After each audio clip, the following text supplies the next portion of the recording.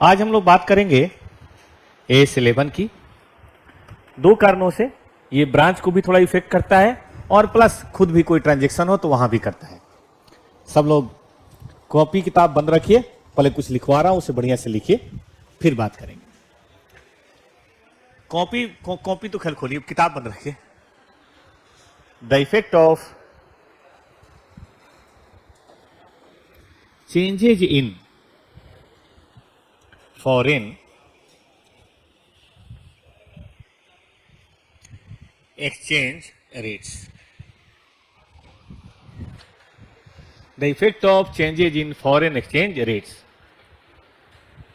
देखिए, हर देश की अपनी करेंसी होती है।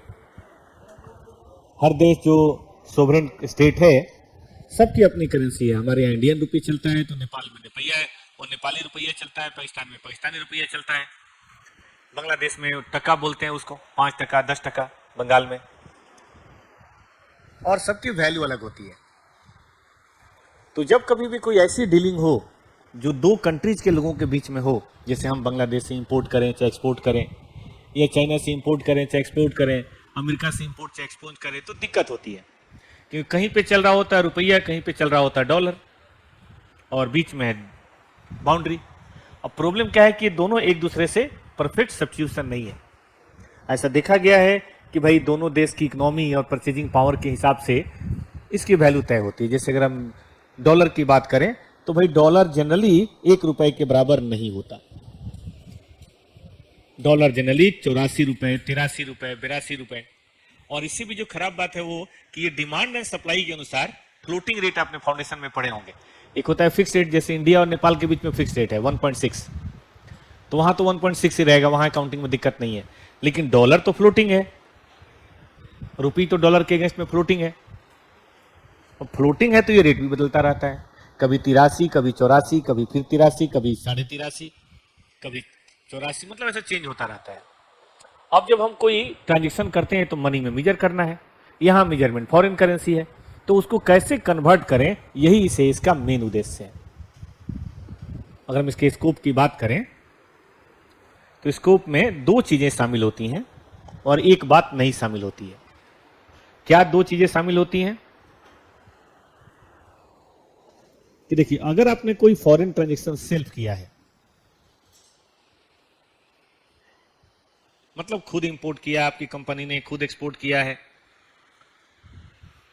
लोन लिया है, लोन दिया है, कहीं फॉरेन में कोई लैंड एंड बिल्डिंग खरीदा है, बेचा है, तो ये होता है सेल्फ ट्रांजैक्शन। और एक होता है कि आपका फॉरेन ऑपरेशन है, आप नहीं करते, आपने वहां पे कोई ब्रांच या कोई सब्सिडरी वो सब्सिडरी समझते हैं बेटा, है ना, अपनी कंपनी का एक दूसरा कंपनी एस्टेब्लिश करके उसके सारे शेयर अपने पास रख लिए, मेजोरिटी शेयर अपने पास रख लिए, उसको बोलते हैं सब्सिडी। तो ऐसा कुछ कर रहे हैं तो ये इंक्लूड होगा। लेकिन एक्सक्लूड होता है foreign currency fluctuation adjustment as per AS16। AS16 की बात हम करेंगे, अभी इसके बाद जस्ट वही पढ़ेंगे। उसमें कुछ ऐसी बातें हैं जो यहां पे शामिल नहीं होती हैं।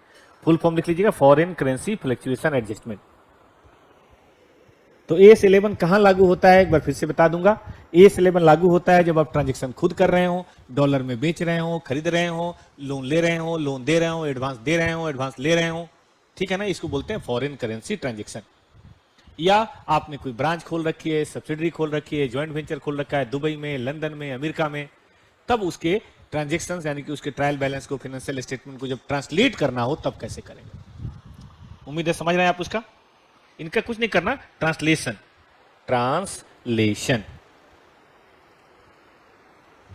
ठीक है। अब रशिया में मान लीजिए कोई बहुत बड़ा राइटर थे, अब उनकी किताबें हम कभी नहीं समझ पाते अगर वो ट्रांसलेट नहीं होती।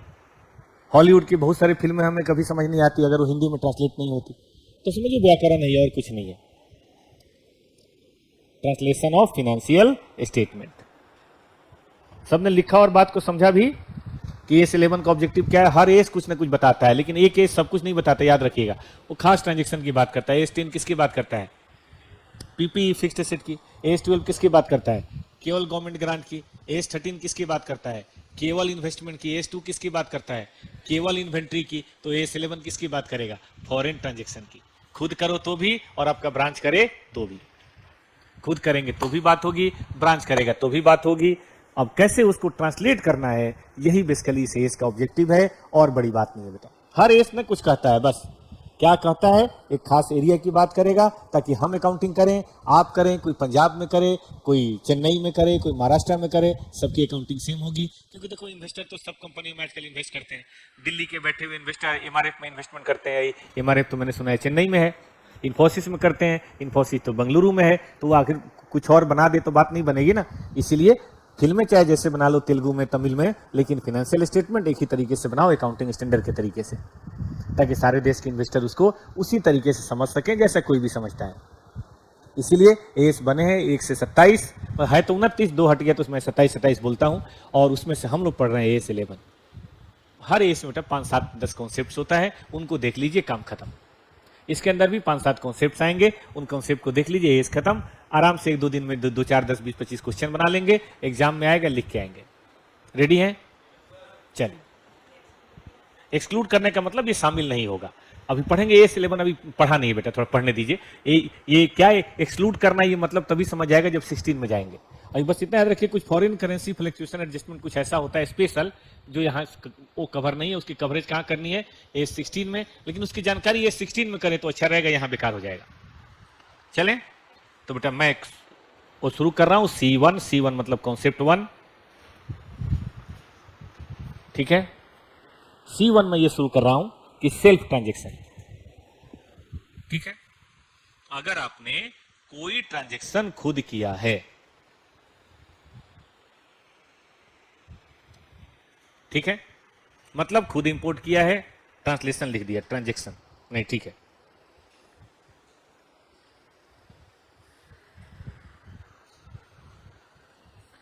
खुद किया है, खुद इंपोर्ट, खुद एक्सपोर्ट किया है, तो देखो इसमें 3 बातें हैं। इनिशियल रिकॉर्डिंग कैसे करनी है? ये कई बार इसको इनिशियल रिकॉग्निशन बोलते हैं। इनिशियल रिकॉग्निशन का मतलब होता है पहली दफा, है ना। पहली दफा कैसे करेंगे?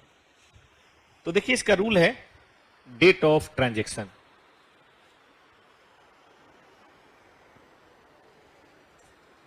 एक्सचेंज रेट,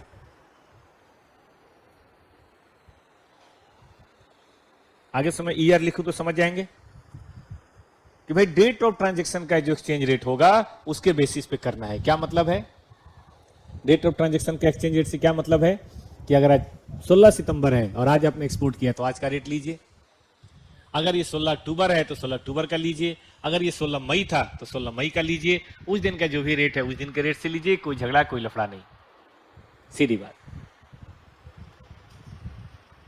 ओके बालकों, लेकिन प्रैक्टिकली दिक्कत होती है। प्रैक्टिकल क्या दिक्कत होती है कि देखिए डेली बेसिस पे रेट बदलता है। सही पूछिए तो स्टॉक मार्केट की तरह बदलता है, इंट्राडे भी चेंज होता है। मतलब अगर आप एक दिन में बात करेंगे तो सुबह कुछ और होगा, शाम को कुछ और, यानी तो 24 आवर ओपन रहता है तो रात में कुछ और। तो इससे अकाउंटेंट को दिक्कत हो जाती है। इसीलिए थोड़ा सा एक एक्सेप्शन दिया गया कि प्रैक्टिकल रीजन के चलते, कि फॉर प्रैक्टिकल पर्पज। जैसे हमने सुना है पेस्टिसाइड वाला सब्जी फल नहीं खाना चाहिए, ठीक है ना, उससे तबीयत खराब होती है। इसका मतलब पता है क्या है? आप कुछ खा ही नहीं पाएंगे। कारण बताइए? सब में पेस्टिसाइड है, सब में फर्टिलाइजर है, तो खाना ही छोड़ दो। पानी एक खास तरह का जिसमें पीएच लेवल और पता नहीं क्या क्या हो। अब जैसे ये पानी बेटा दिल्ली का, वो दिल्ली जल बोर्ड का पानी है, इसमें केवल H2O नहीं है, इसमें हाइड्रोजन, नाइट्रोजन, कार्बन डाइऑक्साइड, पता नहीं क्या क्या होगा, सब कुछ मिक्स होगा। पहाड़ों से पानी यहाँ आते आते प्रदूषित होता है। साफ करने के लिए उसमें और केमिकल डालते हैं, जो लोग सुनिया बिहार वगैरह के उन्हें पता होगा, और ढेर सारे केमिकल डाल के साफ करते हैं।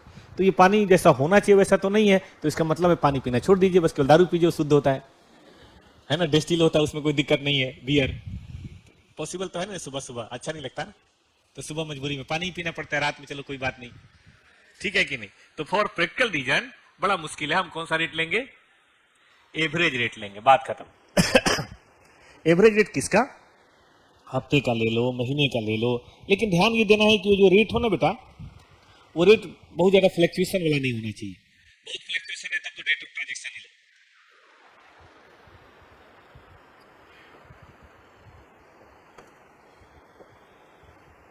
कहने का मतलब ऐसे हो तो एवरेज लो और एकदम ऐसे हो तो डेट ऑफ ट्रांजेक्शन। अच्छा नहीं लगे ना, कभी 80 हो कभी 75 हो तो उसमें एवरेज अच्छा नहीं रहेगा। हो गया बेटा। जैसे मान लो आपने एक्सपोर्ट किया, आपने इंपोर्ट किया, चलो एक छोटा सा एग्जांपल देते हैं यहाँ पे, ठीक है। लेट सपोज ये मत लिखिएगा, ये लिखिएगा थोड़ा जगह छोड़ के लिखिएगा, 5-7 लाइन छोड़ के। एक एग्जांपल देते हैं। आज 15 या 16 है, 16 है बेटा। 16/9/24 को आपने 3000 शर्ट एक्सपोर्ट किया, लेट सपोज $5 के हिसाब से, तो $15,000 आपका एक्सपोर्ट है। लेकिन प्रॉब्लम क्या है कि हम इंडिया में है, हमारा सारा अकाउंटिंग रुपीज में है, तो हम जानते हैं क्या करेंगे, आज का रेट पता लगाएंगे।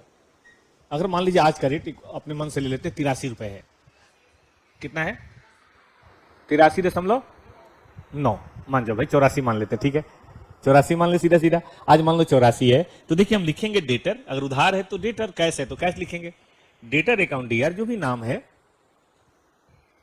टू एक्सपोर्ट सेल या सेल्स लिखेंगे, 15,000 गुने 84 मान लो बेटा, यही मान लो, ठीक है। चलिए बताइए 12 लाख, तो आप अपने पीएल में 1260 ट्रांसफर करेंगे और बैलेंस शीट में डेटर क्या आएगा अभी बताते हैं थोड़ी देर में। ऐसे ही आप इंपोर्ट करेंगे, मान लीजिए 15 अक्टूबर को, तो उस समय जो रेट होगा, ठीक बात है। कोई खर्चा अगर आपने किया, मान लो फ्रेट का पे किया, इंश्योरेंस का पे किया, डॉलर में सपोज करो, फॉरेन और शिप को तो डॉलर में ही पे करोगे, तो मान लो 2000 है तो 2000 गुने उस समय का जो रेट होगा वो रेट लेंगे। मतलब जो भी डेट ऑफ ट्रांजेक्शन है वो लेना है। अब प्रॉब्लम ये है कि ये याद रखिए, सेल्स कब लेना है ये आपको सेल्स ऑफ गुड्स एक्ट देखना है, जैसे ऑर्डर मिलने वाले डेट को नहीं, जिस दिन सेल्स हो उस डेट को लेना। आप सेल्स कैसे होगा इसके लिए सेल ऑफ गुड्स एक्ट भी आपने पढ़ा है और हम आपको A8 भी पढ़ाएं, सॉरी 9 भी पढ़ाएंगे। बट जो सेल का डेट होगा उस दिन का जो रेट होगा उसी पे करना है। जो परचेज का डेट होगा, मान लिया आपने इंग्लैंड में कोई जमीन खरीदा, तो जब आपके नाम से वो जमीन लिखने का AS10 के अनुसार हो जाएगा तभी आप करेंगे डेट ऑफ ट्रांजेक्शन, ठीक है। चलेगा बेटा। अब आगे आइए, देखिए इसमें क्या है कि सेल्स तो चला जाएगा पीएल में स्वाहा, लेकिन बैलेंस शीट में डेटर जाएगा अगर डेटर अभी तक नहीं मिला तो जो बैलेंस शीट में डेटर जाएगा, तो याद रखिए डेटर से ये नहीं तय हुआ है कि हमें 12,60,000 मिलना है। डेटर से क्या तय हुआ है, तो ये कहता है कि बैलेंस शीट के अंदर जाके देखिए कि भाई आपका जो ट्रांजेक्शन है वो कैसा है। बोलेंगे कि ट्रांजेक्शन या तो मतलब एसेट लायबिलिटी या तो मॉनेटरी आइटम होगा, और या बताइए बेटा नॉन मॉनेटरी। मैं जानबूझ के ना फोटो फॉर्मेट में बना रहा हूं, ठीक है बेटा जी, क्योंकि वैसे तो आपने वो देखे ही किताब में है ही। इससे क्या होगा कि एक बार समरी रहेगी, 1/3 एस खत्म, 1/3 एस में कोई प्रॉब्लम नहीं होनी है। ऐसे ही थोड़ी देर में पहले क्वेश्चन कर लेते हैं, फिर 1/3 एस, फिर 1/3 एस, पूरा एस ही खत्म। आज नहीं होगा कल ही होगा, कोई बात नहीं। मेन मकसद इसका बेटा इतने संक्षेप में लिखवाना कि आप रट सकें। आई रिपीट, रट सकें, याद करना पड़ेगा। अभी तो देखो अंडरस्टैंडिंग के लिए हम लोग 2 दिन पढ़ेंगे, 6 घंटे पढ़ेंगे तो अंडरस्टैंडिंग तो होगी ही होगी, लेकिन उस अंडरस्टैंडिंग से एग्जाम में क्वेश्चन ही नहीं बनता। एग्जाम में क्वेश्चन बनता है, याद होगा तो बनेगा, नहीं तो नहीं बनेगा, क्योंकि एक एस नहीं है ना भाई, एस भी तो 20 से बना, और सब में 10-10 भी अगर कॉन्सेप्ट लगा लो, ज्यादा नहीं करें 10-10 भी लगा लो, तो कितने हो गए 270 कॉन्सेप्ट। नया आता जाएगा, पुराना साफ होता जाएगा, नया आता जाएगा, पुराना साफ होता जाएगा। तो इसलिए बड़ा जरूरी है कि हम लिख के रखें, फरवरी मार्च अप्रैल में मगअप करें उसको एकदम हनुमान चालीसा की तरह। और ये और जरूरी है, सीए फाइनल में फिर आइए, वहां 5-7 और बढ़ी गए, 34 है टोटल। थोड़ा सा बदलाव है, इन डेज है, लेकिन है यही चीज। 90% ये है, 10% फुलपति और है। मॉनेटरी आइटम का मतलब होता है जो एक डिटरमिनेबल सम ऑफ मनी हो, सर्टेन सम ऑफ मनी हो एज पर कॉन्ट्रैक्ट।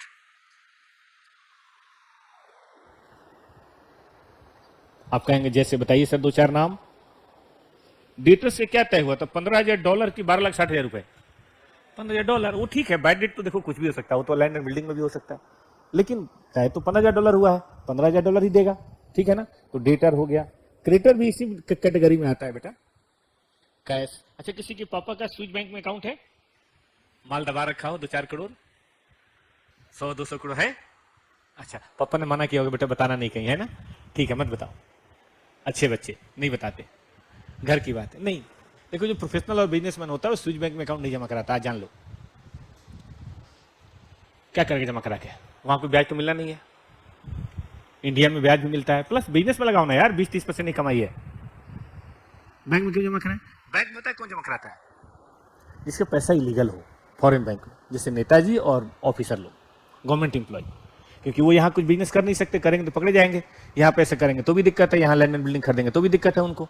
क्योंकि अगर केजरीवाल ने खरीदा तो बीजेपी वाले शोर करेंगे, बीजेपी ने खरीदा तो केजरीवाल शोर करेगा, कांग्रेस वाले हल्ला करेंगे।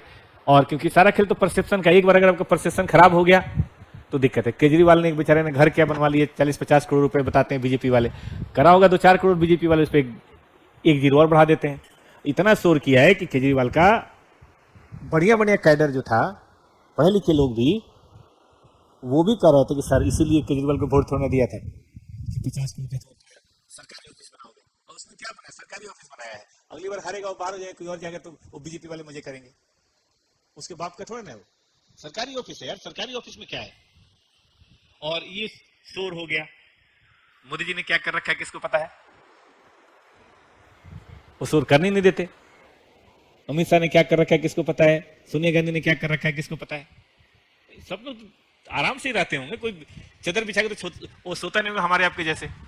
सबने वो सरकारी पैसे का मिसयूज ही किया है, बस कुछ हल्ला हो गया। इसी हल्ले से बचने के लिए नेता लोग यहाँ पैसा रखते हैं। मुझे अच्छी तरह से याद है, केजरीवाल चीफ मिनिस्टर बने थे, बनते ही अमेरिका गए। मैं गारंटी के साथ कहता हूँ अकाउंट खोलने गए होंगे, गारंटी के साथ कहता हूँ। सबका है, इसमें से क्या बात है? बीजेपी कुछ नेताओं को मैं जानता हूं, हमारे तरफ के हैं और थोड़े परिचित हैं। अब 40 साल हो गए तो परिचित तो होंगे ही, लगातार वो भी जीत रहे हैं और मैं भी दिल्ली में हूं, तो टच तो बना ही रहता है अपने इलाके के लोगों से। सबका अकाउंट है, सबका फॉरेन में अकाउंट है। मैं अच्छी तरह जानता हूं। क्यों? क्योंकि शुरू में लोगों ने मुझे समझा सीए, और उन्हें लगा कि हम भी यही सब काम करते होंगे, बाहर भेजने वाला। मैंने कहा नहीं भाई, मैं छोटा मोटा टीचर हूं, ये ब्लैक व्हाइट का काम मेरा नहीं है। इसलिए मुझे पता चला सबका अकाउंट है, और सबने 2-4 हजार करोड़ तो जमा करा ही रखा है। जो 10 बार 5 बार एमपी बन गया, इससे कम क्या ही कमाएगा वो? मंत्री बन गया, एक मंत्री का मतलब 3-4 हजार करोड़ 5 साल में कम से कम, सबने कर रखा है। इसमें क्या गलत है? मैं एक बार गया था थाईलैंड, तो वहाँ एक शहर है पटाया, तो वहाँ का फूड न बड़ा स्मेली होता है। थाई फूड अजीब अजीब डाल देते हैं, साले जिंदा केकड़ा डाल देते हैं खाने में, जिंदा केकड़ा काट के उसको, बेचारा छटका रहा था और उसको उठाए खा भी जाते हैं। मुझे देख के टेंशन हो गई, तो मैं खोज रहा था इंडियन रेस्टोरेंट, तो ऐसे ही टालता हुआ, कोई काम तो था नहीं, टालता हुआ गया तो इंडियन रेस्टोरेंट दिखाई दिया, तो मैं चला गया। मैंने देखा वहां स्टाफ भी इंडियन है, बातचीत से पता चल गया। फिर देखा मैंने देवीलाल जी लटक रहे हैं दीवार पे। देवीलाल जो यहाँ के चीफ मिनिस्टर, तो क्या नाम है, हरियाणा के कोई है, from Haryana, anyone from Haryana? हाँ, तो वहाँ के चीफ मिनिस्टर रहे हैं वो, उनका बेटा भी रहा है चौटाला जी, और पता नहीं कौन कौन से, तो वहां दीवार पर लटक रहे थे। मैंने कहा ये यहाँ क्या कर रहे हैं पटाया में?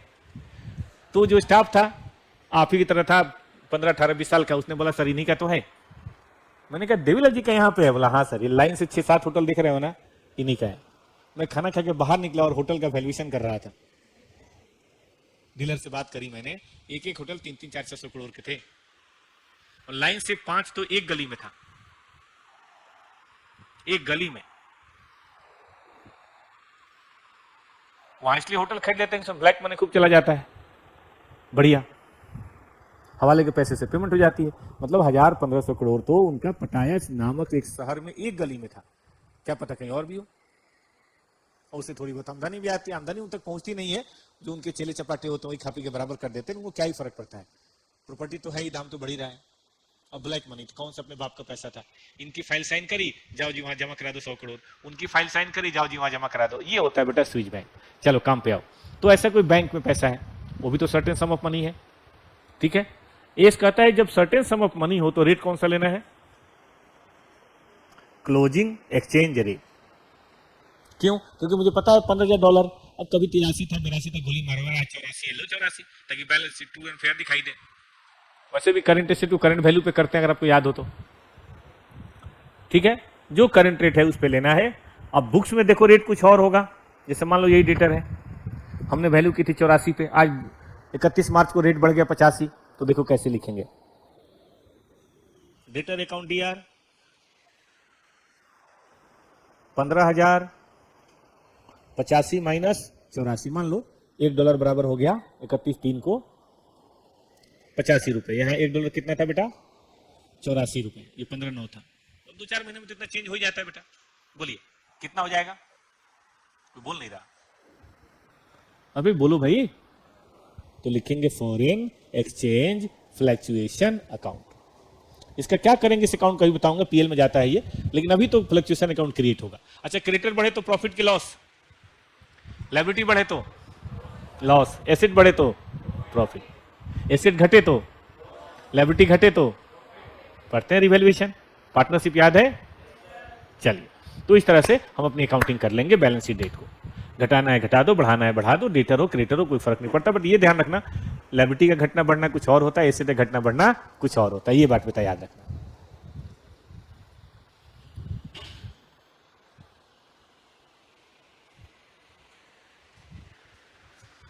ऐसा भैया, चलें आगे। सबने लिख लिया भाई? किसी को एंट्री उंट्री लिखनी हो तो बताओ जरा, आ जाओ। अब रहा बात नॉन मॉनेटरी, इसकी बड़ी अच्छी डिफिनेशन है, अदर देन, बोलिए बेटा, मॉनेटरी आइटम। क्या क्या होगा बताओ भाई जरा को। इसमें बिल्डिंग हो जाएगा, क्योंकि आपने मान लीजिए कि किसी का फ्लैट व्लैट है दुबई में, बुर्ज खलीफा में, एनीवन? अरे होगा यार, बड़े लोग हैं। चलो दुबई में कहीं भी, लंदन, न्यूयॉर्क, मैनहट्टन, सिडनी, चलो पटाया। चलो भाई मान लो देवीलाल जी के पटाया में होटल है, उन्होंने खरीदा 1999 में, क्योंकि बड़े आदमी थे। चलो 2002-4 में मान लेते हैं। अब 2-4 में उन्होंने खरीदा होगा 10 लाख बाट का। आज 10 लाख बाट थोड़ा ना दाम होगा, प्रॉपर्टी की कीमत तो हर जगह बढ़ रही है। आई थिंक पटाया की भी बढ़ी होगी।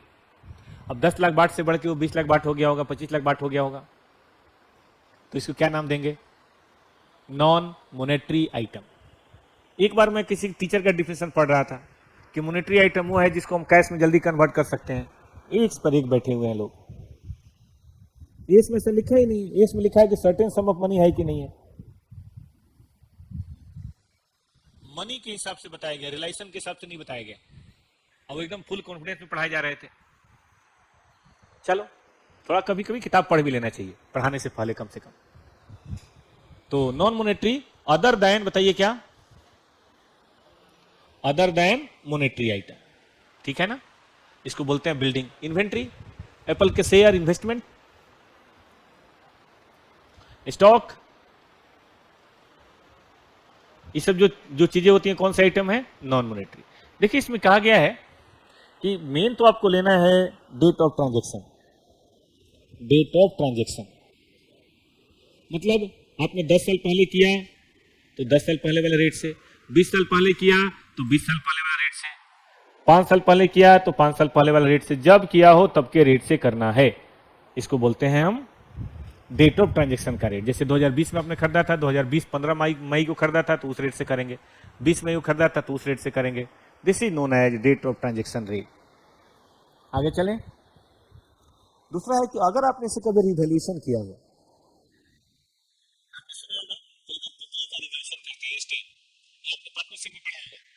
हम land, building, plant, machinery, furniture, equipment को पार्टनर के एडमिशन, रिटायरमेंट के समय रिवैल्यू करते हैं। याद है किसी को?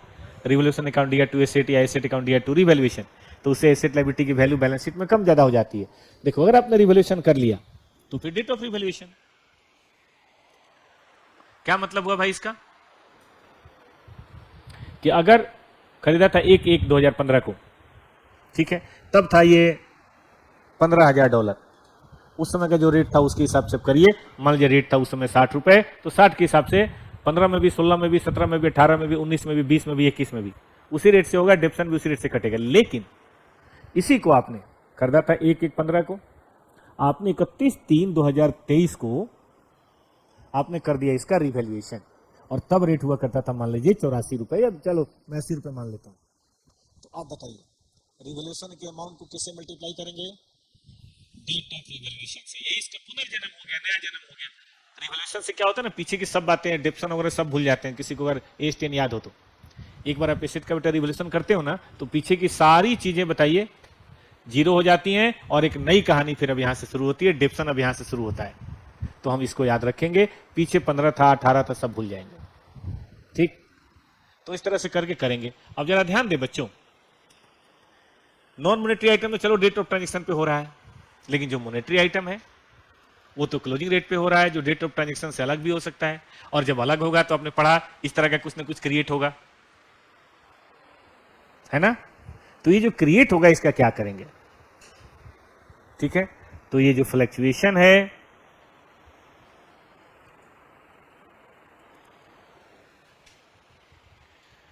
इस फ्लक्चुएशन का प्रॉफिट क्या करेंगे या लॉस क्या करेंगे, ठीक है।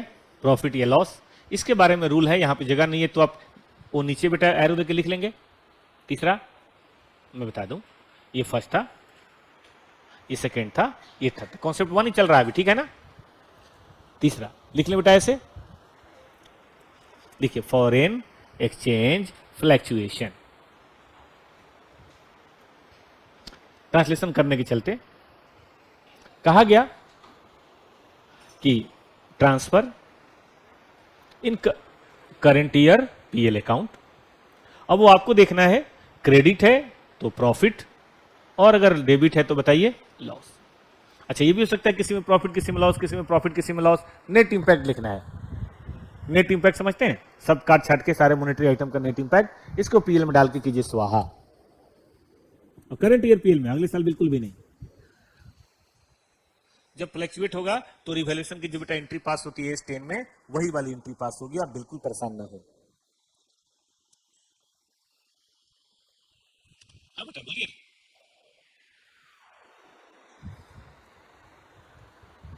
लेकिन बेटा इसका एक एक्सेप्शन है, एक्सेप्शन समझते हैं, हाँ। एक्सेप्शन यही है कि भाई डेली तो क्लास होती है बट संडे नहीं होती, तो संडे एक एक्सेप्शन है। हालांकि यार कर लिया करो यार, इसी बहाने देखो टेस्ट भी हो जाता है, अभी संडे से कर लिया करना, ठीक है। अगले महीने से करेंगे, दिवाली बाद से, कोर्स खत्म होने के बाद से करेंगे, ऐसा।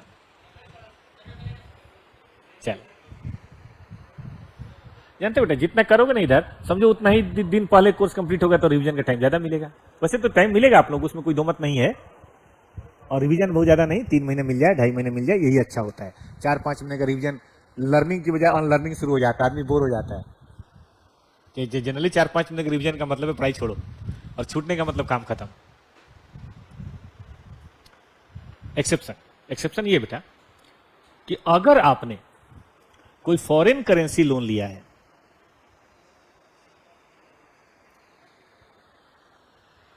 For fixed asset,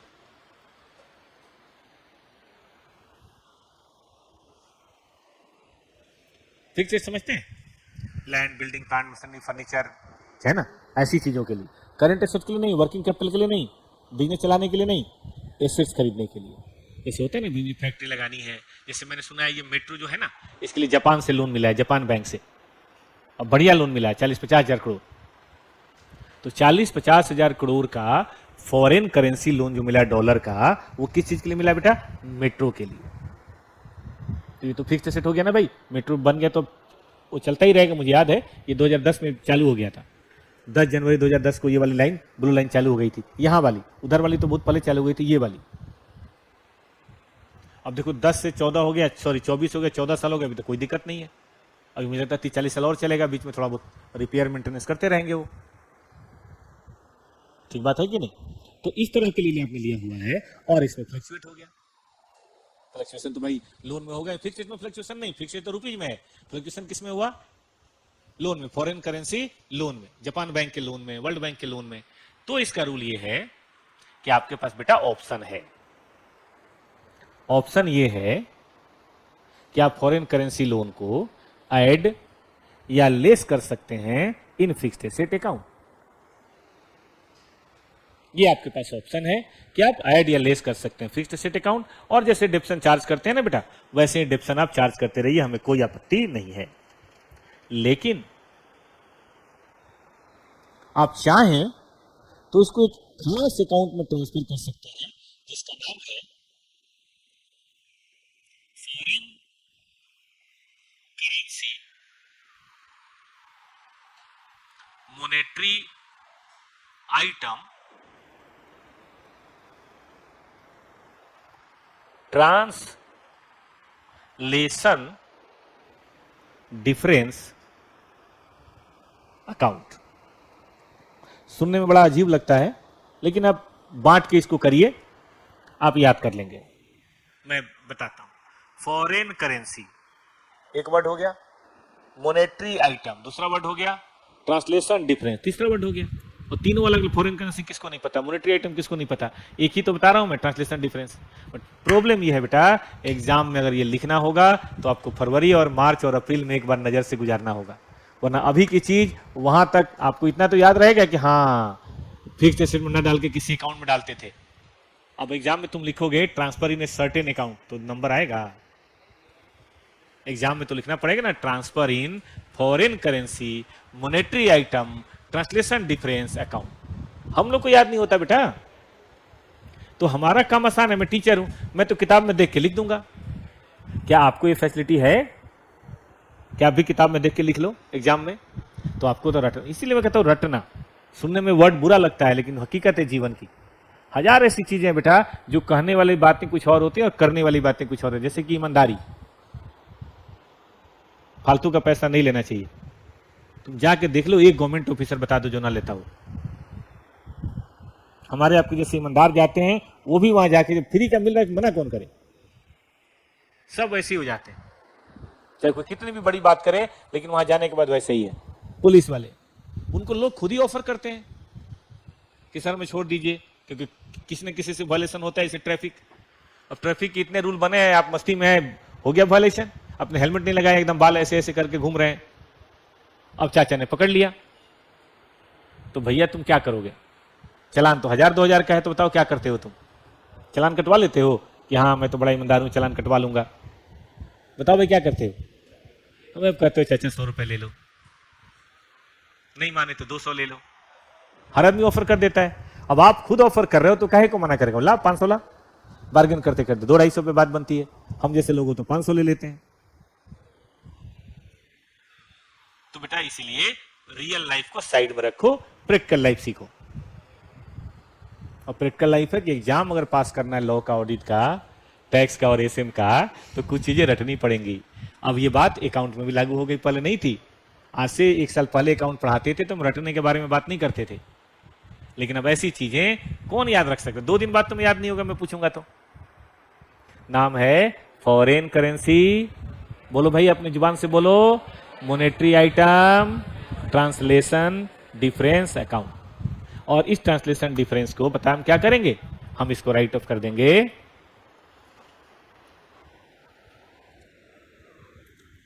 in PL account over the useful life of fixed asset.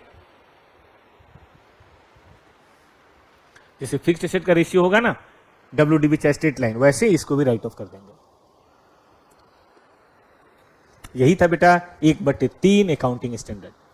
अब बिग बॉस ये चाहते हैं कि सभी घर वाले कम से कम 5-6 क्वेश्चन करें, फिर थोड़ा सांस लें, पानी उनी पिए, चाय पिए, फिर आगे और कॉन्सेप्ट पढ़ेंगे। पहला कॉन्सेप्ट सबको समझ में आया? फिर से बात करते हैं। 3 कॉन्सेप्ट है, कॉपी निकालो। हाँ दिखा देते हैं, ये लिख लिया। 3 कॉन्सेप्ट था। 3 कौन सा कॉन्सेप्ट था बेटा? पहला था अगर खुद ट्रांजैक्शन किया हो तो इनिशियल रिकॉग्निशन कैसे करेंगे? याद है किसी को? क्या वर्ड लिखा था मैंने? इनिशियल रिकॉग्निशन, पहली दफा, पहला प्यार, ठीक है, पहली नजर, पहली बार कैसे लिखोगे? तो भाई डेट ऑफ ट्रांजैक्शन। लेकिन डेट ऑफ ट्रांजैक्शन में थोड़ी परेशानी है, तो बोलिए कैसे करें बेटा? एवरेज कर लो। अच्छा एवरेज किसका करोगे? हफ्ते का, मंथली, क्वार्टरली? क्वार्टरली ठीक रहेगा, मंथली, फोर्टनाइटली, 15 दिन का, ऐसे कर लो, ठीक है, पाक्षिक। लेकिन जब बैलेंस शीट आएगा और फॉरेन करेंसी ट्रांजैक्शन अगर सेटल्ड नहीं हुआ, देखो सेटल्ड हो गया, मुझे कोई लेना देना नहीं है, लेकिन डेटर रह गया बैलेंस, क्रेडिटर रह गया बैलेंस, लोन रह गया बैलेंस, फिक्स्ड एसेट रह गया बैलेंस, एप्पल के शेयर बैलेंस रह गया, माइक्रोसॉफ्ट के शेयर बैलेंस रह गया, नहीं बिके, तो भैया उसको बताइए क्या करेंगे? हम 2 हिस्सों में बांटेंगे। कौन से 2 हिस्से? मॉनेटरी और नॉन मॉनेटरी, मॉनेटरी किसे बोलेंगे? जो सर्टेन सम ऑफ मनी हो, डिटरमिनेबल सम ऑफ मनी हो एज पर कॉन्ट्रैक्ट, और नॉन मॉनेटरी किसे बोलेंगे?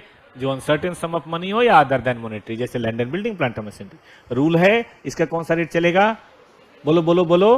बैलेंस शीट डेट का क्लोजिंग रेट, और इसका कौन सा चलेगा? Date of transaction. लेकिन अगर आपने रिवैल्यूएशन किया हो तब बताइए रिवैल्यूएशन का डेट। अब प्रॉब्लम है इसमें तो दिक्कत नहीं है, बट इसमें दिक्कत है। कोई किस रेट कोई किस रेट पाया था, आप सबको क्लोजिंग पे कर रहे हैं, तो जाहिर ट्रायल में तो टैली करेगा नहीं, तो ट्रायल में नहीं टैली करेगा तो क्या पैदा होगा? फ्लक्चुएशन अकाउंट पैदा होगा। और इस फ्लक्चुएशन अकाउंट को हम क्या करेंगे बताइए? पहला क्या करना है? पीएल में डालना है। लेकिन एक्सेप्शन ये है कि अगर ये फॉरेन करेंसी लोन के लिए है, जो फिक्स्ड एसेट में परचेज के लिए, जो फिक्स्ड एसेट में मान लो आपने 10 करोड़ का फॉरेन एक्सचेंज लोन लिया और 5 करोड़ फिक्स्ड एसेट, 5 करोड़ किसी और काम में, तो 5 को हम नहीं पहचानते, हम किसको पहचानते हैं? सिर्फ 5 को। तो उसका रूल है बेटा कि profit loss in fixed asset में डाल दो, याद रहेगा। या ऑप्शन आपकी, लेकिन एक ऑप्शन लेना है। एक बार जो ऑप्शन ले लिया रिवर्सेबल नहीं है, फिर वो वही ऑप्शन रहेगा हर साल, क्योंकि चेंज तो हर साल होगा जब तक लोन चुकता नहीं होता। ठीक है, और उसको ओवर द पीरियड हम राइट ऑफ करते हैं। उम्मीद है कॉन्सेप्ट 1 सभी बच्चों को बारीकी से समझ आ गया, लेकिन प्रैक्टिकल आएगा ना एग्जाम में। आइए ये पढ़ो तो क्लासिफाई कर पाओ कौन मॉनेटरी कौन नॉन मॉनेटरी। इन्वेंट्री बताओ,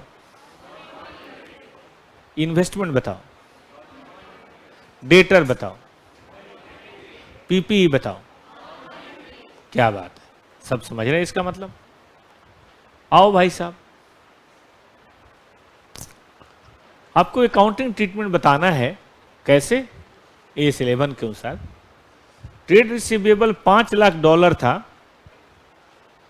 ठीक है, at the prevailing exchange rate on date of sale, और उस समय था रेट कितना? 58.5। लोन भी लिया था 60,000 रुपीज में लोन है ये, मतलब दिया हुआ रुपीज में लिया तो वो करेंसी में नहीं होगा, और उसमें रेट कितना था? 55-60। साल के लास्ट में रेट क्या हो गया है? 61.2। अब जाहिर है डेटर भी 61.2 पे वैल्यू होगा 58 की बजाय, और लोन भी 55 की बजाय वैल्यू होगा 61.2 पे। तो डेटर बढ़ा तो बड़ी खुशी होगी, लेकिन लोन बढ़ा तो दुख होगा। और ये नहीं लिखा कि लोन फिक्स्ड एसेट के लिए है, तो इस लोन का क्या बोलते हैं, और डिफरेंस भी कहाँ जाएगा? पीएल में, मतलब फॉरेन में तो जाएगा, बट अल्टीमेटली कहाँ जाएगा? पीएल में। तो आपको बताना है कि भाई क्या किया जाए। तो हम एक लाइन लिखेंगे, वो लाइन होगी कि भाई AS11 कहता है कि बैलेंस शीट डेट को मॉनेटरी आइटम क्लोजिंग रेट पे वैल्यू होते हैं, ठीक है ना। और मॉनेटरी आइटम का मतलब होता है डिटरमिनेबल सम ऑफ मनी। डेटर और लोन मॉनेटरी आइटम है, इसलिए इनकी वैल्यूएशन कौन से रेट पे होगी? Closing rate. जो बोला समझा आपने? लैंग्वेज में लिखेंगे। चलो मैं 2-3 लिखवाता हूं, फिर आप बात करेंगे। आइए ऊपर वाले का नाम लेके AS की पढ़ाई शुरू करते हैं।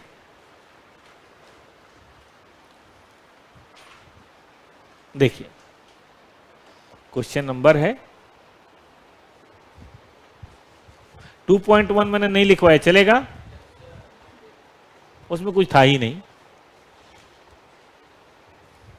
ये इतना सुपर हिट क्वेश्चन है बेटा, इतनी बार आया है कि मैं तुम्हें क्या बताऊं।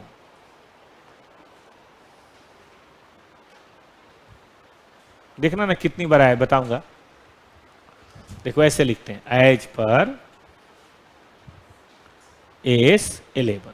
चाहे तो नाम भी लिख ले, बट AS11 का लंबा चौड़ा नाम है, गोली मारो यार, साइड करो।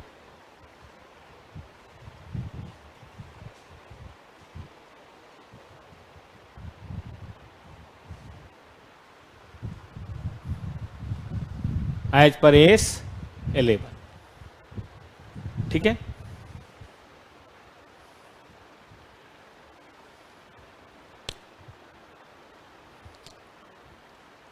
monetary items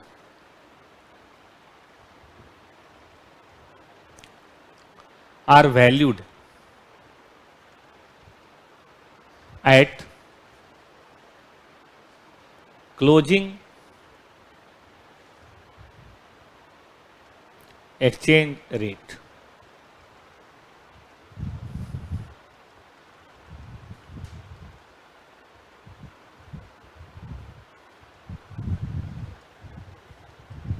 Monetary items are valued as per closing exchange rate.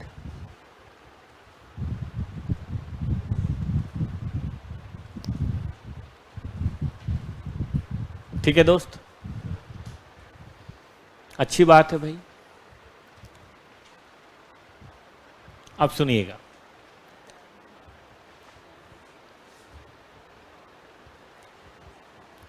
therefore in the given case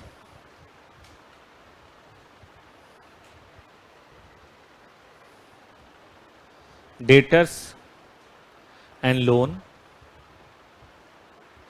will be valued at closing rate and fluctuation difference will be transferred, बताइए कहाँ, in PL account।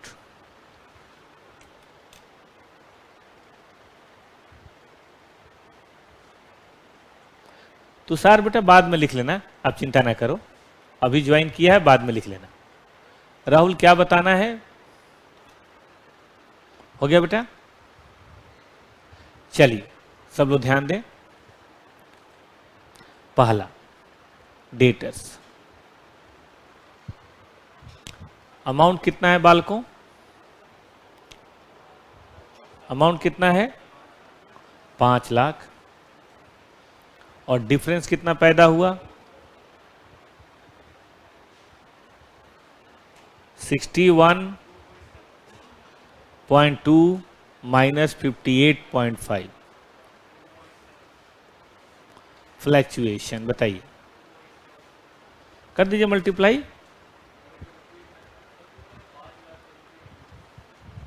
5 lakh rupees में है। ओहो, रुको रुको, फिर बेटा इससे पहले कन्वर्ट करना पड़ेगा, रुक जाओ। 5 लाख डिवाइडेड बाई 58.5 डिवाइड करेंगे ना, रुपीज को डॉलर में लाने के लिए डिवाइड करेंगे। अमाउंट बताओ कितना? 8547। ये बहुत अच्छा पॉइंट आपने पकड़ा। पॉइंट में भी है कुछ, छोड़ो, चलो बताओ फ्लक्चुएशन बताओ कितना? 23,070 077। ध्यान दीजिए ये गेन है, क्योंकि डेटर्स की वैल्यू बढ़ना अच्छी बात है, लेकिन लोन वो भी रुपीज में दे रखा है, उसे भी भाई साहब कन्वर्ट कीजिए।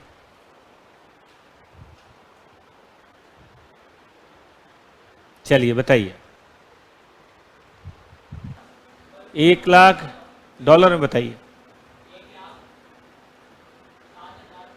7,914 गुने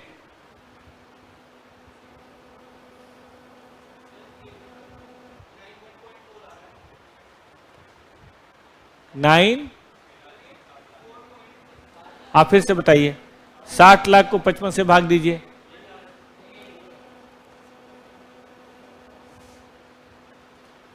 चलिए बताइए सर, पहले इनवॉइस 84 से बन गया, बाद में फ्लक्चुएशन पहुंच गया, तो फॉरेन एक्सचेंज फ्लक्चुएशन अकाउंट के नाम से एक एंट्री और पास की जाएगी। ऐसा क्यों है? ऐसा क्यों का मतलब क्या है? जब कुछ डेबिट करेंगे न किसी को क्रेडिट तो करना ही पड़ेगा। डबल एंट्री भाई। और अरे यार, एसेट जब बढ़ता घटता है तो रिवोल्यूशन अकाउंट लिखते हो, तो अब रिवोल्यूशन ना लिख के क्या लिखना है? Foreign exchange fluctuation. ठीक है दोस्त? कौन पूछ रहे हैं? ये राहुल। ठीक है राहुल, चल फोन पे मत भेजो यार, वहां भेजो। डबल एंट्री पूरा करना भाई, केवल एसेट बढ़ा दें और नीचे छोड़ दें तो कैसा होगा ट्रायल बैलेंस रिवैल्यूएशन के बदले? ये बताइए। 60431 पॉइंट छोड़ो, लॉस है। नेट बताओ।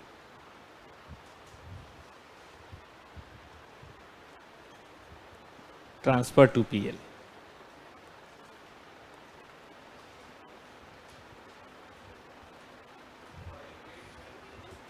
कितना 5812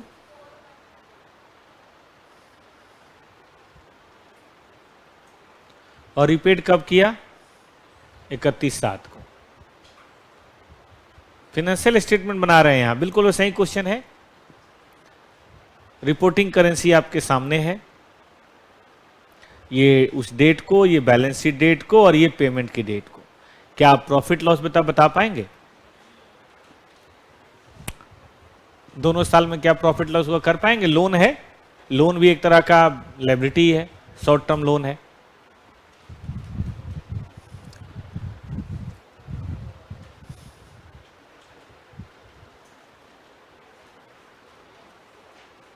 क्वेश्चन पढ़ लीजिए पहले और वैसे जरा एरो बना के बनाइए। तो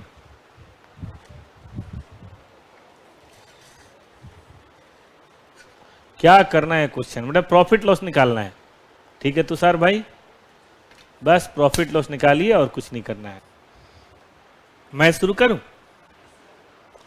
ये है, रखिए साहब, बिल्कुल सेम टू सेम यही है।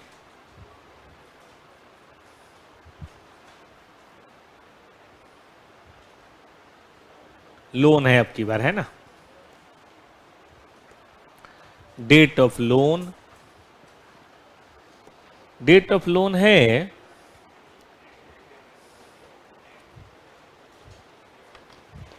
1/1/2021 और बैलेंस शीट तो जाहिर है यहां बनेगा, पेमेंट हो रहा है यहां। चलिए जरा ये बताइए, $4,50,000 है गुने 48, बताइए।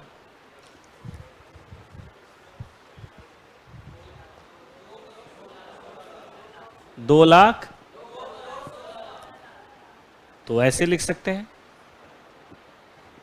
ये बताइए बेटा,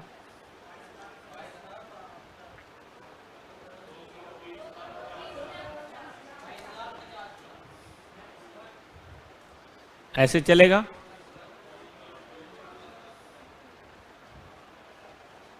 और पेमेंट हुआ है 49.5, कितना? अब बेटा इंक्रीज जो हुआ है, यही रहे, इंक्रीज हुआ है, कितना इंक्रीज हुआ है? क्या करें इसे? 20-21 वाले पीएल में कर दें, फिर इंक्रीज हुआ है,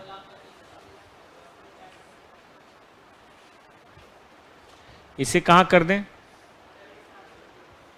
डेबिट इन पीएल कर दीजिए।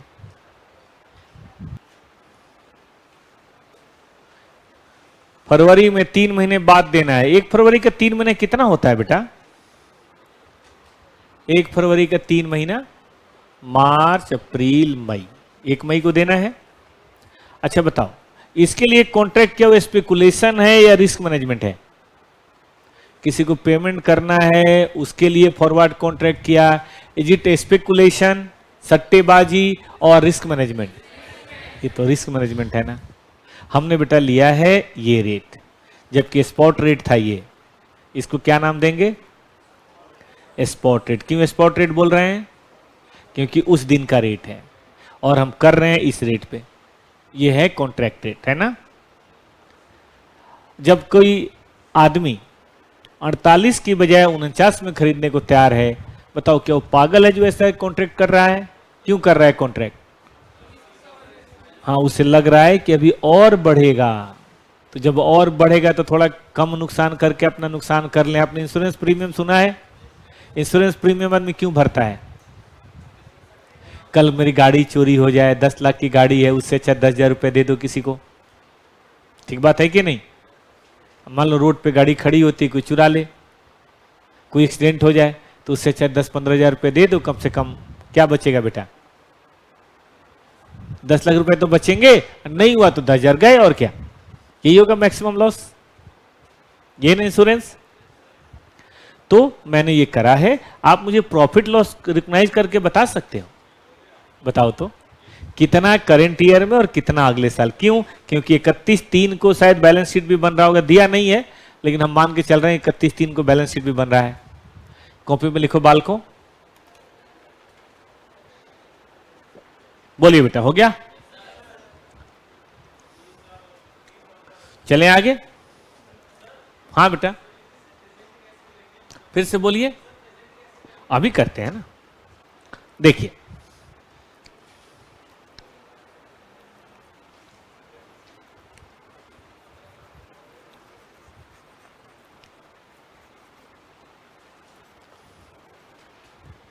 आइए बात करते हैं। यहां रेट है, क्या रेट है? 1, 2 और यहां है कितना? 1, 5। ठीक बात है। यहां क्या रेट है हमारा? 48.85 और यहां क्या रेट है? 49.15। ठीक है बेटा जी। तो डिफरेंस तो आ रहा है, इसमें कोई दो मत नहीं है। कितना डिफरेंस आ रहा है? $1,00,000 इंटू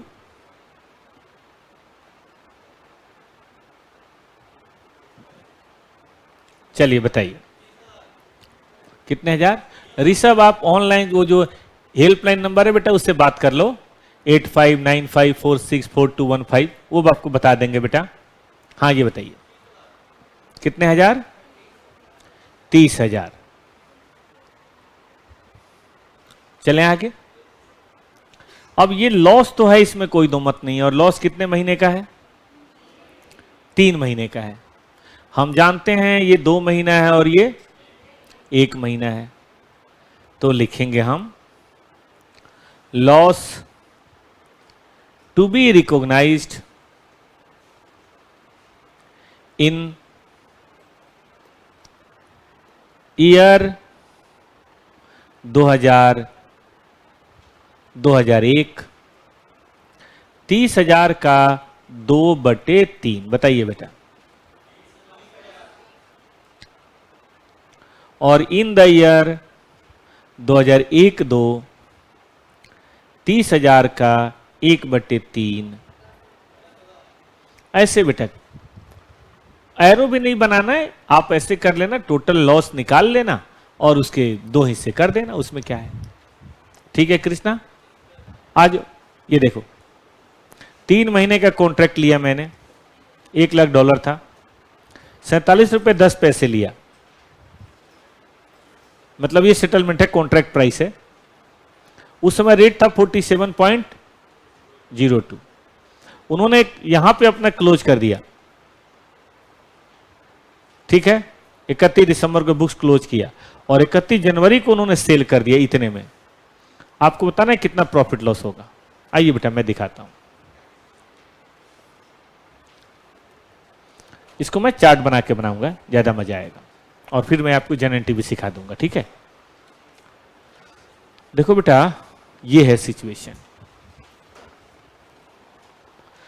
स्पॉट रेट क्या था, इससे मुझे कोई लेना देना नहीं है। सुना आपने ठीक से? स्पॉट रेट से मुझे कोई लेना देना नहीं है। मुझे सिर्फ किससे मतलब है? Mark to market. तो मैंने लिया था 47 रुपए 10 पैसे, ये था मेरा कॉन्ट्रैक्ट रेट। 31/12 तक मेरा वो रेट बढ़ते बढ़ते कहां पहुंच गया बेटा? अच्छा 02 है, नहीं मुझे तो 1 दिखाई दे रहा है, 02 कहां है? अरे मुझे कॉन्ट्रैक्ट रेट लेना है यार, स्पॉट रेट का कोई वैल्यू नहीं इसमें। इसमें स्पॉट रेट की कोई वैल्यू नहीं, इग्नोर कौन सा रेट? Spot rate. इसमें स्पॉट रेट का कोई रोल नहीं है। वो आपने क्यों लिया आप जानो, मैं थोड़ा कह रहा हूं, आपने खुद लिया है। तो ये था, बढ़ते बढ़ते कितना हो गया बेटा 47.15। और सेटल कब किया? वैसे तो 3 महीने का था, कब किया सेटल? 31/3 नहीं 31 जनवरी। तब तक बढ़ के फिर कितना हो गया? ऐसे ही बनाना, ऐसे ही बनाना बेटा, बिल्कुल एरो ऐसे ही बनाओ। घट भी सकता था, तो पहले 5 पैसे बढ़ा, फिर बाद में 3 पैसे बढ़ा। ये 5 पैसे 3 पैसे मत देखिए, जब ये बहुत बड़ा अमाउंट होता है तो बहुत बड़ी बात होती है। ये अमाउंट छोटा है इसलिए पता नहीं चल रहा।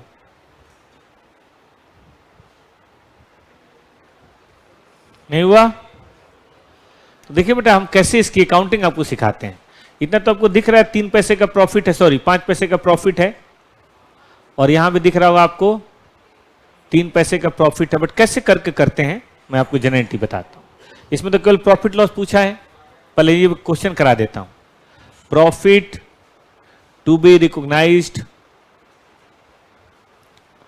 ऑन 31/12/2000, डेट है जो भी हो, 31/12।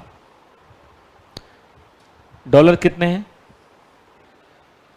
1 लाख गुने 47 रुपए 15 पैसे 10 पैसे। बोलो ना बेटा जी, 5000। और ऑन कौन सा डेट है? 31, क्या बोल रहे हो? 5000। और ऑन 31/10, 31/1। अब 18 पैसे हो गए 15 से बढ़ के, 15 तक तो प्रॉफिट हम मान ही रहे थे 3। तो क्वेश्चन का आंसर तो यहां खत्म हो गया। हम लिख देंगे भाई as per this mark to market करना है, तो ये हो गया। बट जनरल एंट्री करा दो बेटा, थोड़ी जनरल एंट्री कर लो।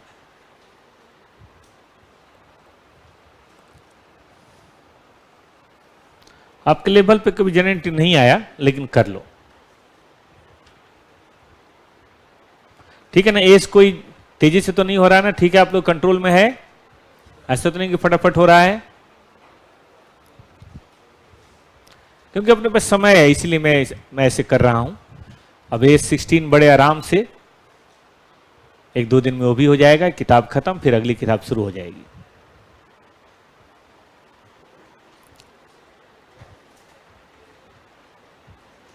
चलें बेटा, आगे चलें। लिखो, देखो सबसे पहले entry on contract date, contract date no entry. उस समय हमें कुछ भी करने की जरूरत नहीं है। जब पहली बार आप मार्क टू मार्केट करेंगे 31/12 को, तो हम लिखेंगे speculation assets account DR to speculation gain। Of course इसको कहां ट्रांसफर कर देंगे? प्रॉफिट एंड लॉस में। कितना हुआ था गेन बेटा? 5000। फिर साल खत्म हो गया, अगले साल फिर लिखेंगे speculation assets account DR to speculation gain।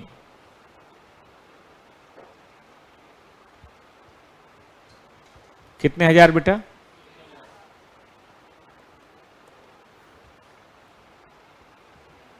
अब ये पैसे मुझे मिल जाएंगे क्योंकि मैंने सेटल कर लिया है। याद रखिए, सेटलमेंट में ना तो आपको पूरे पैसे देने हैं ना पूरे पैसे लेने हैं। आपको सिर्फ बताइए कौन सी बात करनी है। जो नेट इफेक्ट है वो या तो दे देना है चाहे ले लेना है। इस क्वेश्चन में मुझे बताइए 5 और 3 कितना मिलेगा? 8000। दूसरे केस में मुझे लॉस होगा।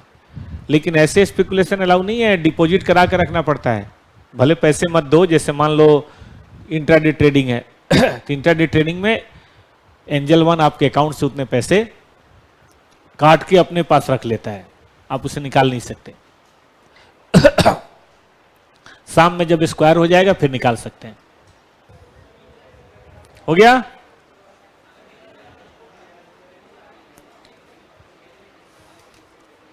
पढ़िए।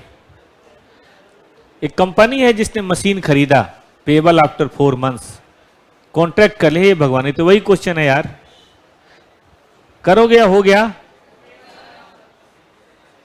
अरे देखो यार जरा इसका आंसर देखो। और फिर यहां भी है, यहां भी वही है मेरे ख्याल से। फिर भी जरा आप लोग बना के बताओ, दोनों क्वेश्चन करो यार प्लीज, दोनों क्वेश्चन करिए। पहले पहला करिए खुद से, करके मुझे भेजिए। मैं समय देता हूं 3 मिनट।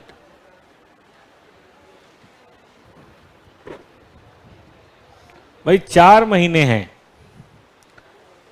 साल खत्म हो रहा है मार्च में, तो टोटल लॉस का 3/4 आ जाएगा क्या? टोटल लॉस कितना है? दिस माइनस दिस, सही बात है, मल्टीप्लाइड बाई 20,000 करिए तो टोटल लॉस कितना आ रहा है? 27,000 में 3/4 इस साल होगा। बोलिए हाउ मच? कोई दिक्कत किसी को? सबने कर लिए? कितने बच्चों ने कर लिया हाथ उठाइए। बाकी के बारात में आए हैं, जल्दी करो। नहीं हुआ बेटा? डन है? चलिए नेक्स्ट क्वेश्चन।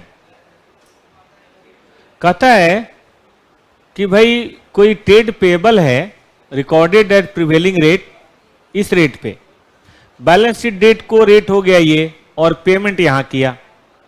बताओ भाई एक्सचेंज डिफरेंस क्या करोगे? सीधी बात है यार, ये जो डिफरेंस होगा इस साल के पीएल में, और ये जो डिफरेंस होगा बताइए अगले साल के पीएल में।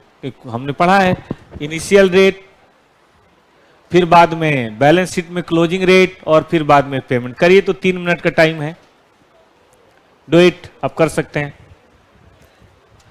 याद रहे ये सेल्फ ट्रांजेक्शन है, कॉन्सेप्ट नंबर 1 वाला। करिए, मैं आपसे बात करूंगा 10:36 पे। फास्ट, बात नहीं करो, बात नहीं करो। नहीं नहीं, गारंटी कहां पूछा है? गारंटी यही होगा, क्रेडिटर बढ़ेगा तो पीएल में जाएगा। करा किसी ने? 4 रुपए गुने 9.75, नहीं 4 भाग देना पड़ेगा ना, 9.75 डिवाइड बाई 75 मल्टीप्लाइड बाई 79 है ना। कितना आ रहा है प्रॉफिट लॉस? पहली बार कितना? 9.75 तो है, डिवाइडेड बाई 75 इंटू 79 माइनस 975, यही आ रहा है।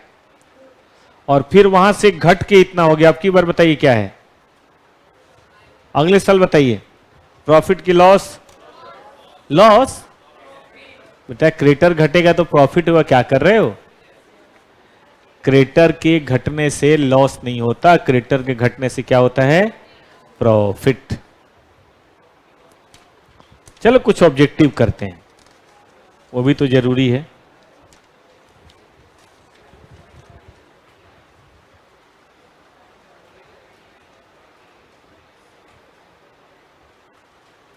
इस अटेम्प्ट में क्वेश्चन करते हैं, उसमें एक था AS11 मुझे याद आ रहा है, अभी दिखाता हूं। हटा दूं इसको?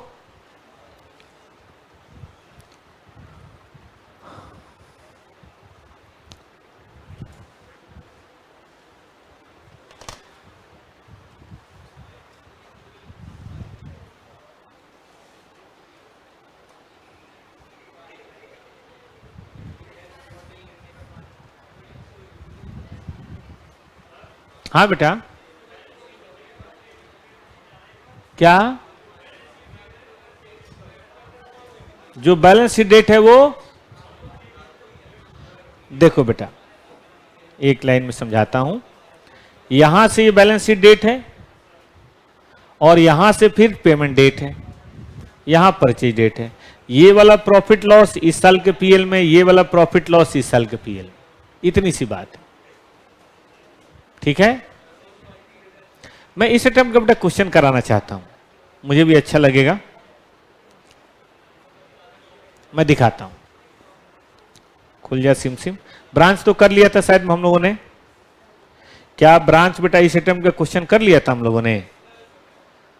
चलिए अब मैं आपको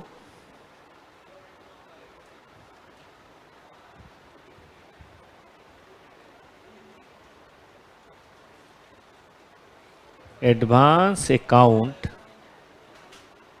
एमसीक्यू कराता हूं।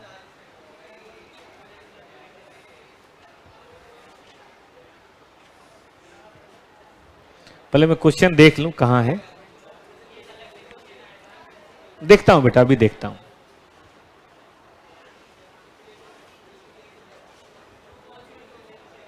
ट्रू फॉल्स में ही था शायद, मुझे याद नहीं आ रहा।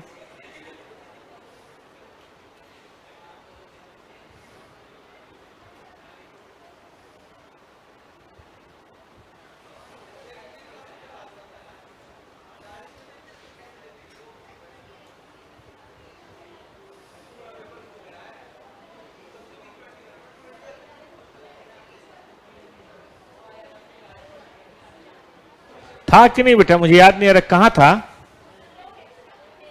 अरे किसी को याद है कहां था वो AS11? इसमें थोड़ा सा सुना तो था मैंने,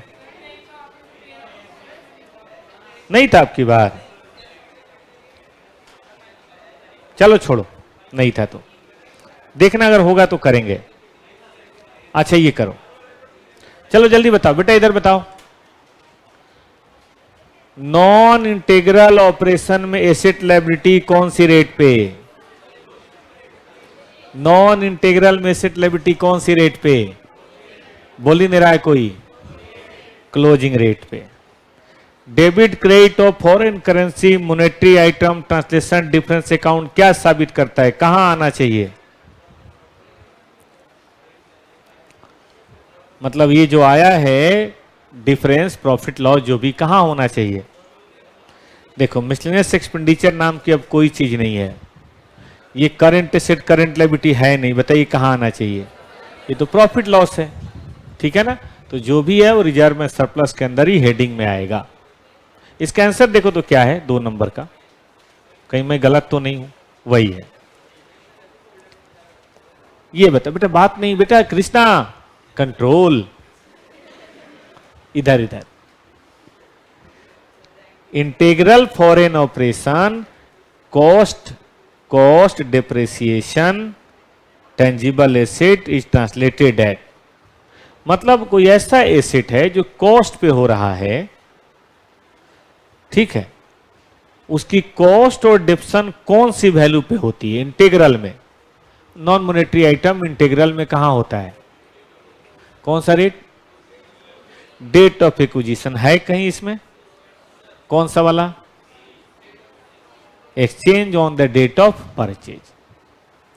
अब बेटे 4 और 5 2 आप करें, 2 मिनट का मैं समय देता हूं। मैं 42 में बात करूंगा, कोई बात नहीं करे। फिर से बताऊं? अरे नहीं, डेट ऑफ ट्रांजैक्शन तो ठीक तो है।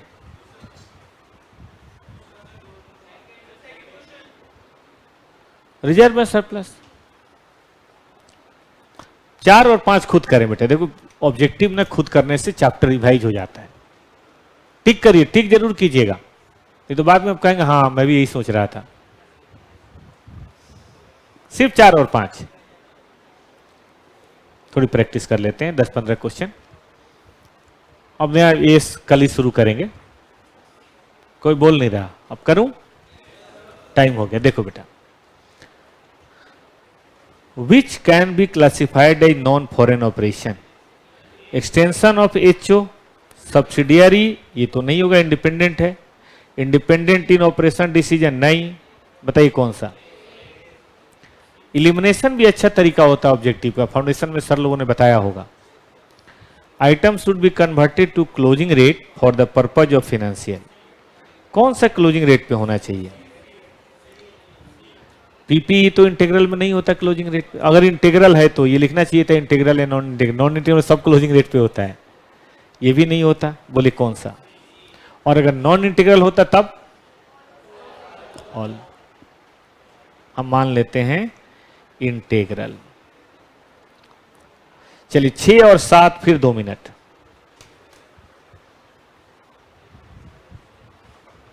मैं बताऊं इनिशियली किस पे दिखते हैं फॉरेन ट्रांजैक्शन? याद होगा कॉन्सेप्ट 1 का part 1 date of transaction. Concept की कॉपी सामने रखिए और आसानी होगी। फॉरेन करेंसी मॉनेटरी आइटम को किस पे करते हैं? चलिए 8 और 9 फिर 2 मिनट। 8 का सी बता रहे हैं, सही है क्या? Difference arising should be recognise in PL. और नॉन मॉनेटरी बताइए क्लो अगर इन क्या बोलते हैं नॉन इंटीग्रेटेड हो, बोले कौन सा? इंटीग्रल। इंटीग्रल हम मान लेंगे इंटीग्रल मेन। बताइए क्लोजिंग नहीं होता इंटीग्रल में non monetary. Date of transaction, date of acquisition, याद है? चलिए 10 11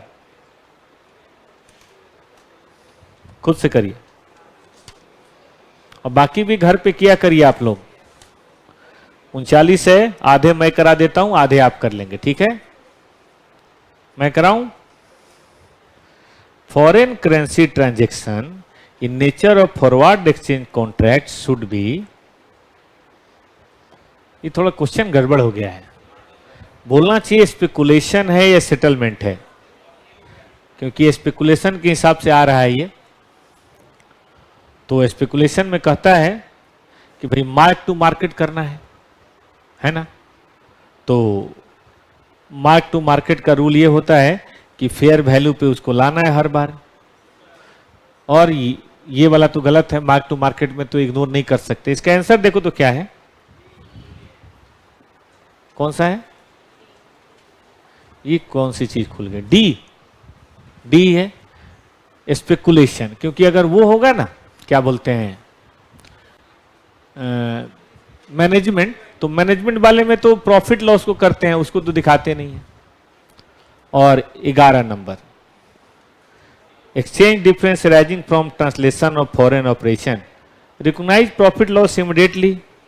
लेकिन ये तब जब बताइए क्या हो, अगर नॉन इंटीग्रल होता तो आंसर कौन सा होता? तब सी। इसका आंसर देखो तो क्या है, ए है कि सी है? भाई क्या खुल जा रहा है ये? सी है तो फिर यहां नॉन इंटीग्रल लिख लो। नॉन इंटीग्रल मानोगे तो सी है, मैं कह तो रहा हूं। तो भैया ए बनाओ ना, चलो कोई दिक्कत नहीं, एग्जाम में आएगा तो ठीक से आएगा।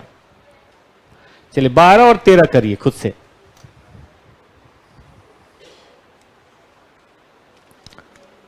ऑनलाइन 12 13 जल्दी करो।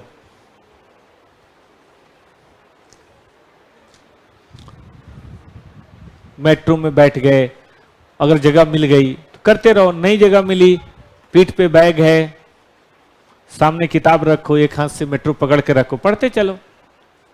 तो दीवानगी चाहिए। हम कहेंगे, तुम कहो सर सुनाने के लिए सुना रहे हो। हम लोग की पढ़ाई आर्टिकलशिप के साथ थी, मजबूरी थी, उस समय वही रूल था। इंटर के साथ आर्टिकलशिप होती थी, अब नहीं होती। सुनिए प्लीज। तो 10 महीने बाद एग्जाम थे, टाइम वही है सबके पास। मेरा आर्टिकलशिप था बहुत दूर, रहता मैं लक्ष्मी नगर में था, और आर्टिकलशिप थी हमारी ओखला फेज 3। उधर से कोई आता हो तो पता होगा बहुत दूर है। मेट्रो था नहीं उस समय, कहाँ मेट्रो था, बसें थी। बसें में गंदे वाले भीड़। यहां से आईटीयू जाते समय तो मैं नहीं पढ़ता था, क्योंकि आईटीयू चले भी जाए 9 बजे, वही बड़ी बात होती थी उस जमाने में, लटक के जाना पड़ता था। बस में बाहर तक लोग लटके हुए होते थे, वो भी दौर था दिल्ली का। लेकिन आईटीयू से ओखला 1 घंटा लगता था पूरा। वो सब निजामुद्दीन वगैरह पार करते हुए, आश्रम सब पार करके था। अगर मुझे सीट मिल गई किसी दिन तब तो मैं प्रॉपर पढ़ता था, सीट नहीं मिली तो उसका भी तरीका था। मैंने ऑडिट किताब को 6 भागों में तोड़ लिया था। मुझे वहां किसको दिखाना था उस भीड़ में? छोटा सा एक बैग रखता था मैं, खाना वाना होता था, वो किताबें कॉपी होती थी, वो बैग यहाँ पे पिट्ठू बैग जो आपका होता है जैसे बैग है यहाँ पे, और वो ऑडिट की बुक, एक हाथ से पाइप, और जितनी नजदीक हो सके जितना दूर हो सके जो भी ऑडिट की बुक, कॉन्सेप्ट देख लिया और मन में अपना धक्के खा रहे हैं, याद कर रहे हैं 4 कॉन्सेप्ट, फिर पेज पलट के फिर देख लिया मेन पॉइंट। मतलब ऐसे थोड़ा रैंक आती है यार। मुझे पता है मैंने कितने प्यार से पढ़ा था। यहां मुझे कौन सा अपने पिताजी को दिखाना था, वो तो थे नहीं, बस में कौन से पिताजी बैठे हैं, लेकिन मुझे था कि एक बार में पास होना है, ये मेरे माइंड में स्पष्ट क्लियर था। मैंने अपनी पूरी ऑडिटिंग की तैयारी ओखला जाते और ओखला आते किया, क्योंकि 2 घंटे का टाइम था। Why I should waste? वहां बैठ के अकाउंट नहीं बना सकता, कॉस्ट नहीं बना सकता, थ्योरी तो पढ़ सकता हूं। किताब को फाड़ के पतली कर ली, पतली किताब पकड़ने में कोई दिक्कत नहीं हाथ में, और आराम से करते चले गए।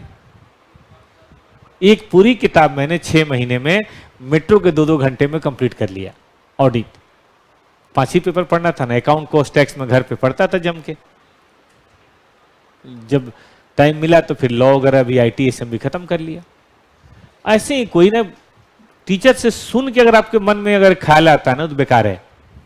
खुद आना चाहिए कि मैं अपने प्रोडक्टिव टाइम को कैसे बढ़ाऊं, कैसे, ये खुद आना चाहिए। आ जाओ, ये हुआ 12 number. Non integral foreign operation is to require that income and expense should be translated at, बताओ कौन सा रेट? नॉन इंटीग्रल में भी एवरेज, या नॉन इंटीग्रल में सीधा?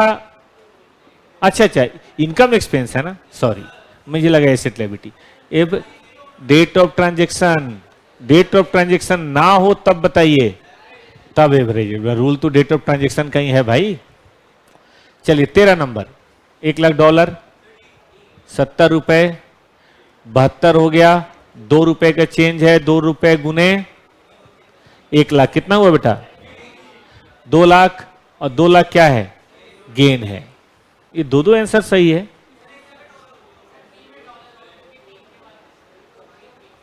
क्या कर रहे हो? ओ भाई डॉलर ही तो है ये, $1,00,000, 1,00,000 गुने 2। अच्छा आ जाओ, हो गया। हाँ उसी में कुछ गड़बड़ होगा, गोली मारो, इधर आओ। फॉरेन लोन लिया, रेट 55 हो गया 50 से बढ़ के, बताओ भाई डिफरेंस। 5 लाख गुने 5,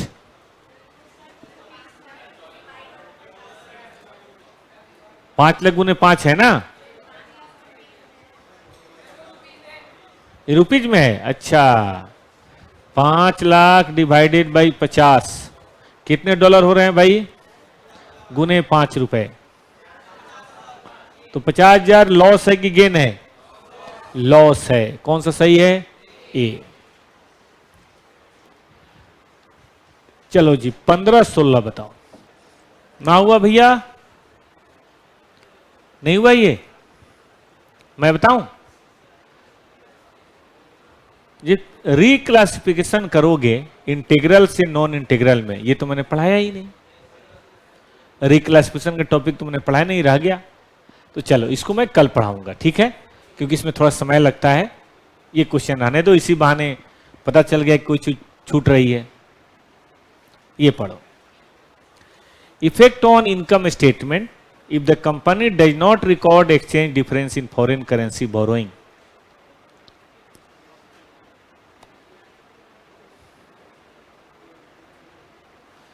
वही फॉरेन करेंसी बोरोइंग को का एक्सचेंज डिफरेंस अगर आप रिकॉर्ड नहीं करोगे तो क्या होगा?